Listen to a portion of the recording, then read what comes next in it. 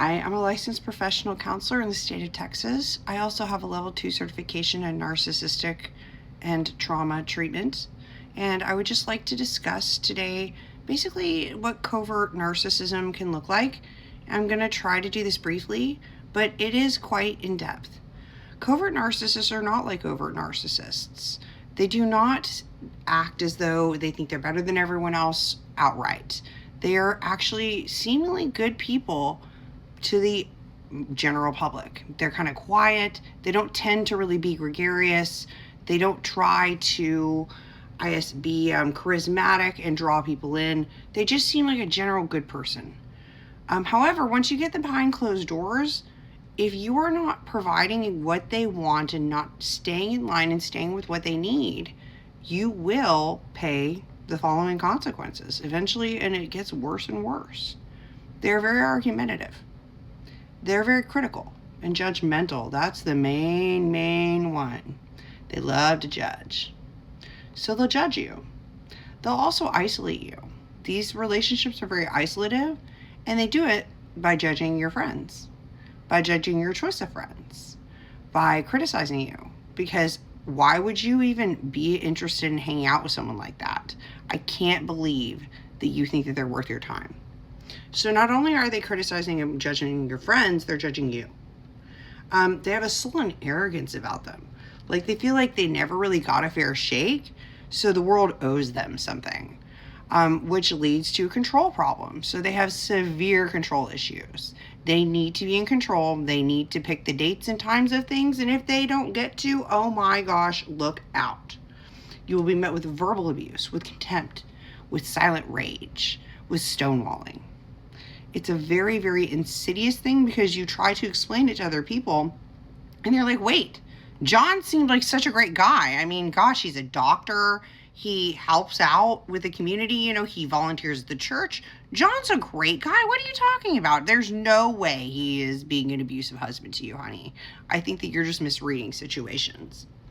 I'm sure we've all been devalidated by somebody who really didn't understand what we were talking about. The quiet rage can really turn into a sense of entitlement, that you're here and they're here. So they're the ones in a sense of superiority. They get to choose the control, right? So they hold grudges if you don't do what they want. And they will make sure that you pay for it. And revenge is a dish best served cold with the covert narcissist. And they will plan and plan and plan. They also lie a lot. By omission is usually how they lie. But they also directly lie. And if they're caught in that lie, even if you have proof, they will white knuckle their lie until they just don't have a choice but to go, okay, fine. So a lack of ability to accept responsibility for their behaviors is a huge factor. But I think that kind of goes across the board with narcissism. Another thing that they will show contempt for you in ways that are direct, but also indirect. They will make direct and indirect threats as well. They will directly threaten you. Hey, if you don't do this, I'm not going to give you any money. Or they'll indirectly threaten you. Hey, don't spend too much money on the grocery bill. It might come out of, other funds. Meaning the money that they give you, because they're typically controlling, so they're going to be financially controlling, and that's financial abuse. So if anybody is dealing with any of this, please know you're not alone. There are people who understand, but please don't seek out a counselor who's not trauma informed with a certification, because if you try to go to couples counseling with a narcissistic therapist,